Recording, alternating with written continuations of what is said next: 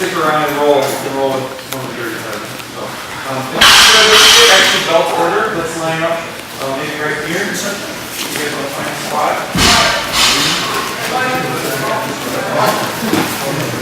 Size way. Yeah, size way. So let's do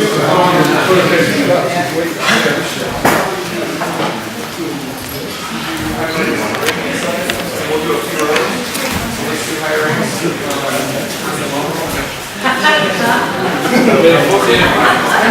Everyone's browns, purples,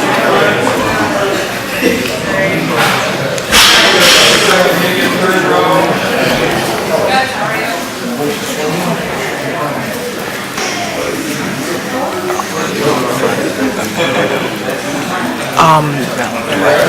Yeah, if you go off to the side, definitely you can go ahead. Fight it out, guys.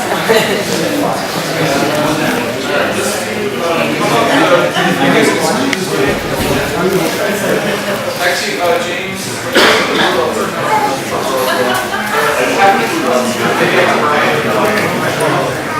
Rest of you guys in the second row just slide down, so you can go behind Steve and go behind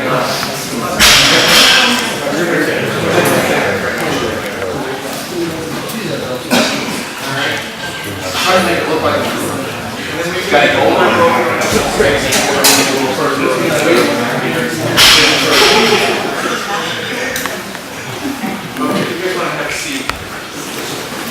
so I want to say a few things about Dan and about getting a Brazilian Jiu-Jitsu black belt, which is obviously a big compliment. But I want to have Sensei Cartridge come up. I've been around him for a long time. He's known Dan for a long time. He's obviously a girl of Brazilian Jiu-Jitsu, but he's been doing martial arts when? I started in 81. 81. When the art came over. So I was going to have Rodney come up and maybe just say a few things. And then it's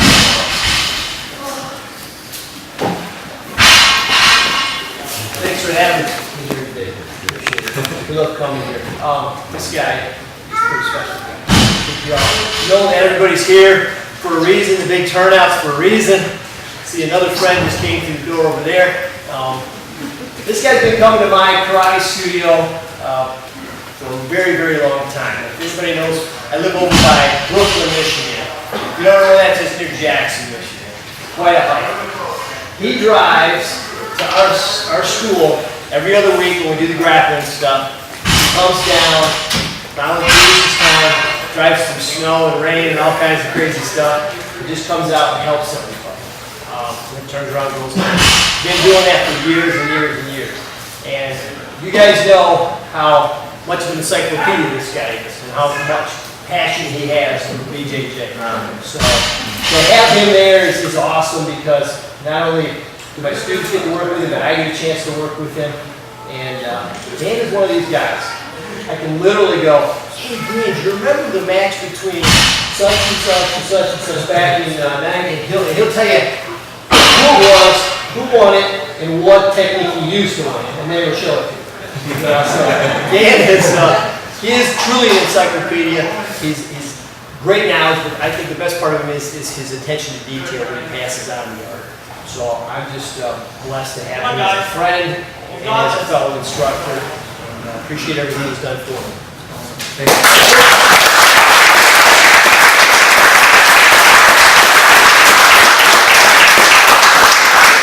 Okay, I want to have Sidney Brown come up and speak just for a minute. He's, for people that don't know, he's been training martial arts. Tico, how long has it been? Before the art. 1973. A wealth of experience. He's actually done consulting for martial arts schools around the world.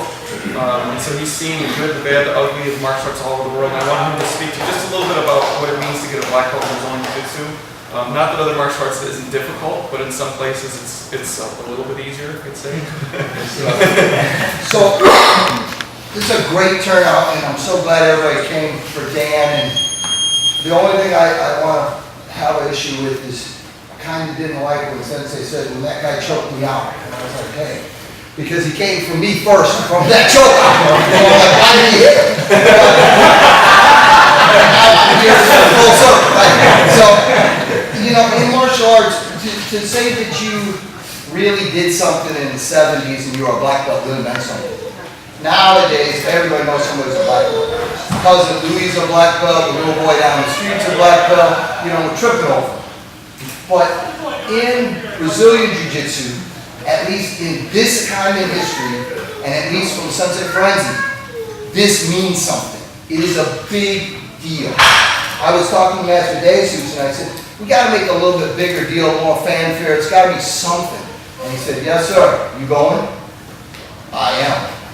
Really, you're missing class, you're skipping, you're getting your class covered. I said, not only that, you're getting Rochester covered, making Patrick go too. He wants to be there because it's a big deal. At the end of the day, this guy's practiced for years and years. To say you're a black belt in any style, okay. To say you're a black belt in Brazilian Jiu-Jitsu, wow. To say you're a black belt under Sensei Frenzy, okay. And it's a bigger deal than most people will ever imagine. I was telling Sensei earlier today, when you look back at your life, there's only a handful of times that you really, really remember. You really remember graduating. You really remember getting married. Some of us remember getting divorced. You really remember the birth of your child. And if you're doing something real, you really remember your black belt, your first one. Your second one, the one that matters.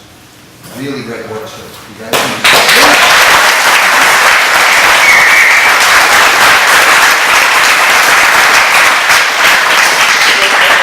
When I started training in 1987, it was Sifu that opened the door and started beating on me ever since and working with me and helping me. So actually, you know, as far as why Kaizen is here, Frank choked me, Sifu started the whole thing. So we all owe him a debt. Talk about full circle, home. So Dan, I've known Dan for, has it been 3 years? Formally, yes. Okay. Informally, since 1999. Okay, yeah. So Dan came to my school, he trained with Sean Bansfield Abdullah for a long time, and we started training together, and here and there I gave him a little bit of advice. Yeah, maybe you could work on this, work on that. Told him to work his defense shored up really quick. I told him to work on his attacks, he tapped me. Just still don't appreciate it. But Dan, like Rodney had said, he's got a passion for Brazilian Jiu-Jitsu like you've never seen. He loves the art. He's here every Monday morning, Tuesday morning, Wednesday morning, Thursday morning. If he doesn't show up one of those days, I immediately have to call or text. Dan, are you okay? Yeah, it's ADD put on. Because he's either injured, the road's really bad, or he's sick. Other than that, he's here. Does Dan always feel like coming? Do we always feel like training? And some days you're just not feeling it. Dan comes for other people. He's here to help other people as well. So it's, I think, a big part of a belt in any martial art is the desire to serve other people. It's not about just being a tough guy tapping everyone out, but your desire to help others with your knowledge. You know, we're not spring chickens anymore, and we're not world champions, and you know, expecting us to be doing a crazy, amazing, you know, flying armors and whatever into 50s, 60s, 70s, 80s. It's not going to happen. But that wealth of knowledge and experience and the example that's set is really the most important thing. So with that being said, I want to present Dan with his black belt in Brazilian.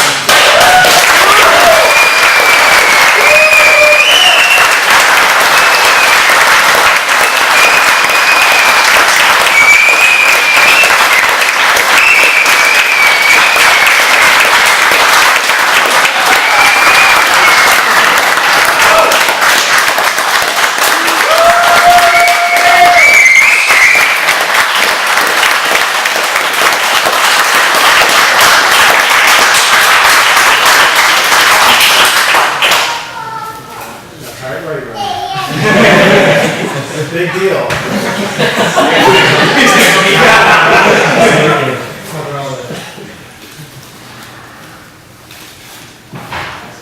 You do this anyway when you roll out the roll with it. He's joking. Don't give me any ideas. This belt actually matches our logo. Was that intentional? Not at all. Yeah.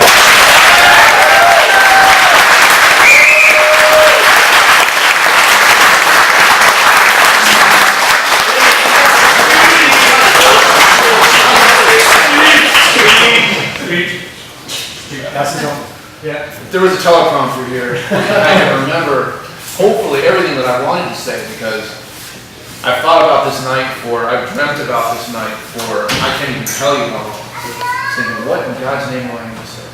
This is the part that I've made me the most nervous. What am I going to say? You're with friends. But, thank you all for coming, everyone who's on the mat, everyone who's off the mat watching. It means a lot. I know some of you came a long way. Dustin, and the wife for crying out loud.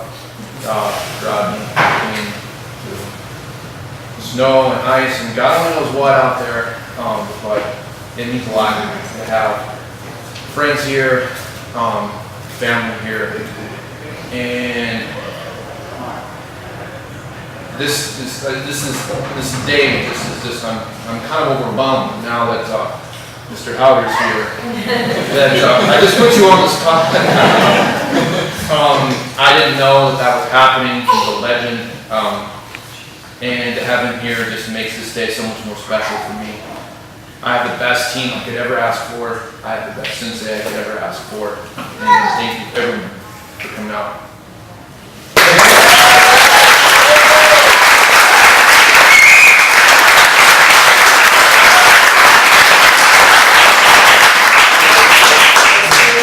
One or two group shots into the logo, and then for those of you who want to get tapped out by, we have Matt Lansbury coming from Lansing with Chris Howard, so you guys can have fun.